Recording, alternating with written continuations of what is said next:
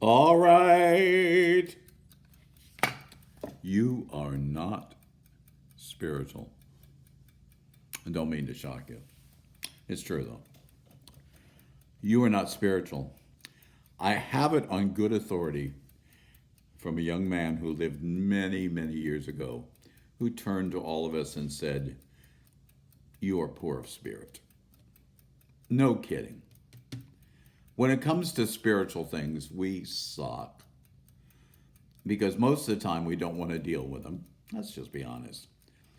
Somebody says, "Let's see, tonight we can go to a movie or we can go over here and study the book of James at this person's house." I'm sorry. I'm sorry. We're going to the movie. So we don't have a natural inclination to absorb spiritual things anyway. But on the top of that, when we try to be spiritual, we are so awkward and so over the top and so ooey gooey gooey Jesus Weezus that we just annoy the world and really annoy ourselves. You are not spiritual. You are emotional. We've talked about this. You got emotional, you got a spirit, you got a mind, you got a body. You lead with emotion. You are not spiritual.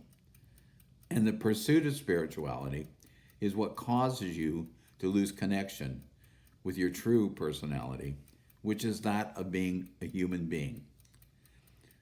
I don't know why we walk around trying to portray God, God, as being this guy now follow this, he was able to create the universe.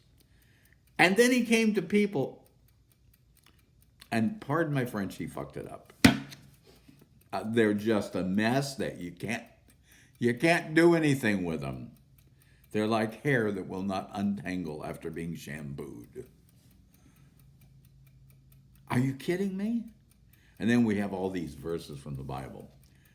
There is none righteous, no, not one. No, yeah. But was this a surprise to the Creator?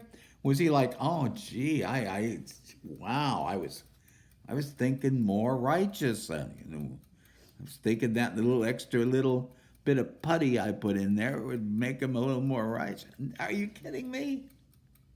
For all have sinned and fallen short of the glory of God. That's the way we read it. What if we read it this way? For all have sinned and fallen short of the glory of God. You're like, that's what human beings do. Yeah. It's not a pass. It's not saying, "Oh, we're allowed to be wrong and bad sometimes." It's the fact of the matter that because we're emotional, we're experimental. We are emotional, which makes us an experimental creature. We're always experimenting. Even when things have gone well, we will still tinker with them and mess with them until we screw them up. We're not satisfied until we've actually taken things to the brink of being screwed up.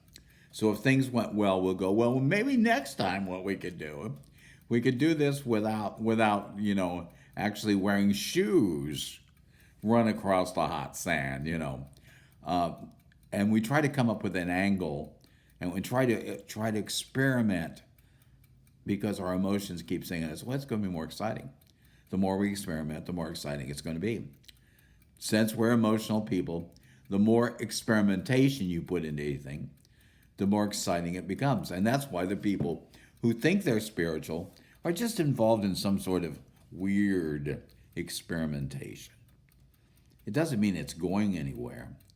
You're not spiritual. You are poor in spirit when it comes to things about spirituality, about heaven, about God, about all these things of angels. Oh, we just suck. But it is the endearing part of us. It is the endearing part to me that as a communicator, as a writer, as someone who wants to share my ideas, that if those ideas enter the realm of spirit, that they have to come through the emotions. I can't just sit here and say, "Turn in your Bible if you will."